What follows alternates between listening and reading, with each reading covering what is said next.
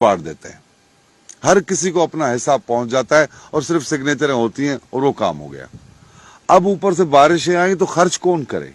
अब डीसी ने कहा कि पैसे तो आपने खा लिए, मुझसे सिग्नेचर लिए आपने कि ये काम करा लिया मैंने, पैसे तो वो खा गए।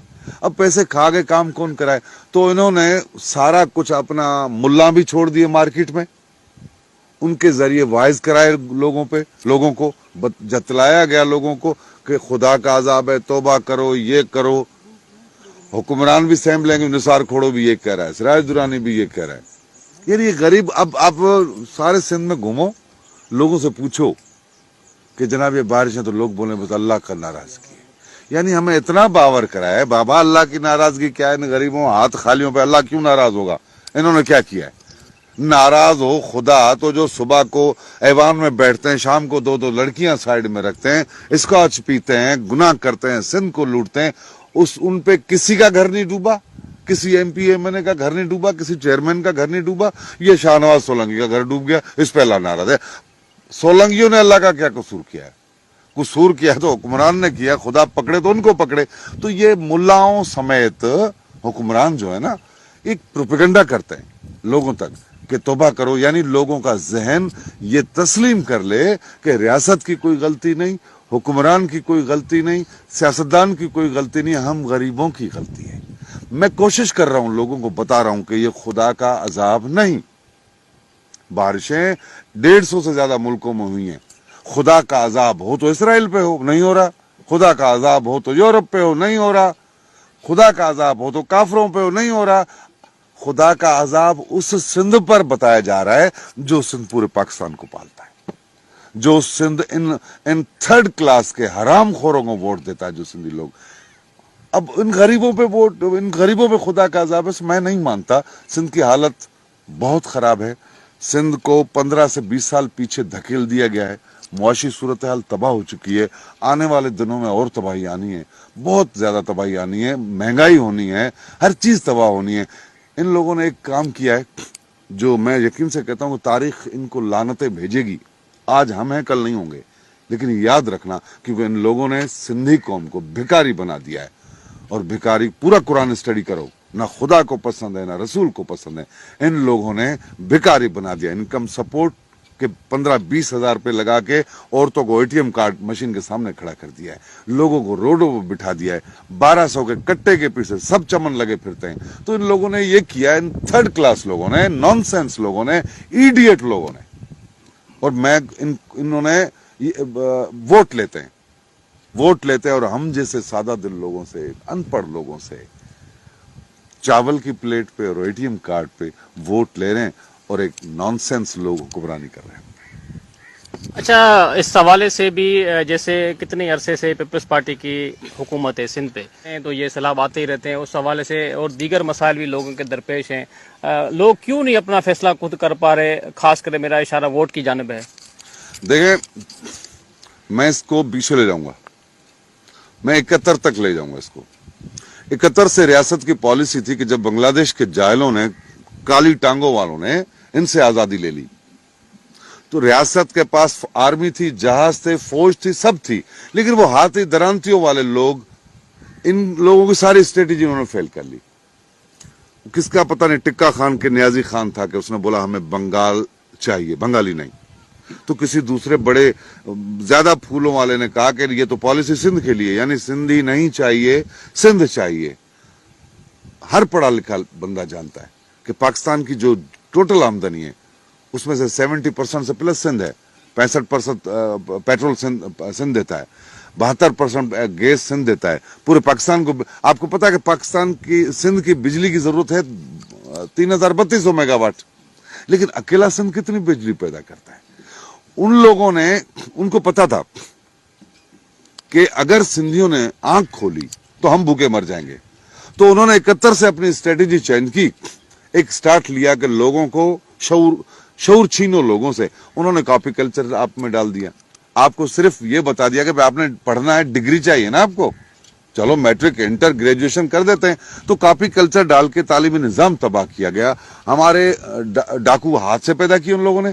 और पूरे पाकिस्तान में सिर्फ सिंध के जो जंगलात हैं, जिसको बेला कहते हैं, دریا کا, وہ سارا انہوں نے کاٹ دیا کہ ڈاکوؤں کے نام پہ. اسے آپ کے اس کے بعد پورے سندھ میں دمے کا مرض پھیلا ہے, سما کا, کیونکہ وہ درخت اپنا آپ کو آکسیجن دیتے تھے. شہد جو آپ کے مفت میں گفٹ کی جاتی, اب 5,000 میں بوتل ہو گئی ہے. اور وہ جو زمینیں ہیں کچے کی, انہوں نے ان غداروں کو جو سندھ بیچنے والے تھے ان کو گفٹ کر دی, تم جاگیر کر کے رکھ لو. یعنی اب ڈاکو پیدا کیے تاکہ اوتانگیں ختم ہو جائیں, جاہل ٹیچر بھرتی کیے تاکہ ایجوکیشن ختم ہو جائے. یعنی آپ سے شعور چلا جائے. ہمارے 2 درسگاہ ہیں, ایک اسکول اور دوسری جو مفت کی درسگاہ ہے وہ ہے اوتاق, جہاں بچے اخلاق سیکھتے ہیں, بڑے اچھی باتیں کرتے ہیں, چھوٹے سنتے ہیں. ڈاکو پیدا کر کے اوتاقیں ختم کی گئی, جاہل ٹیچر, نانسن گدھے ٹیچر پیدا کر کے گدھوں کی فوج تیار کی گئی. آپ کے پاس جو ابھی بیوروکریٹ ہے وہ نان سینس ہے, چوتیاں ہیں. آپ ان سے بات کرو, ان کو تمیز نہیں ہے بات کرنے کی. وہ آپ سانگڑ کے 2 دن ڈی سی چلتے ہیں, ان کو پتہ نہیں. نواب شاہ کا ڈی سی, سارے نان سینس ہیں. تو وہ نان سینس فوج کر کے آپ سے شعور لیا گیا, بھرتی کر کے, مطلب استادوں کو سب کو بھرتی کر کے آپ سے شعور لے لیا گیا. اب آپ کے پاس شعور کیا ہے؟ کٹے کا, راشن کا, جیب کا, پیٹ کا. خود غرض لوگوں کی ایک فوج پیدا کی گئی. اجتماعیت پسندی ختم. سندھ کیا لوگوں نے اپنے گھر کو دنیا سمجھ لیا, وہ سندھ کو اون ہی نہیں کر رہے. جب اون نہیں کر رہے, اب وہ ڈگری یافتہ جائل وڈیرے کے پیچھے بھاگتے ہیں کہ ٹیچر کی نوکری چاہیے, سپاہی کی نوکری چاہیے. انہوں نے نانسنس پیدا کرنے تھے, ان جائل وڈیروں کو پیچھے, شرابی, عیاش, زانیوں کے پیچھے قوم کو لگا دیا انہوں نے. اب لوگوں کے پاس اجتماعی شعور نہیں رہا.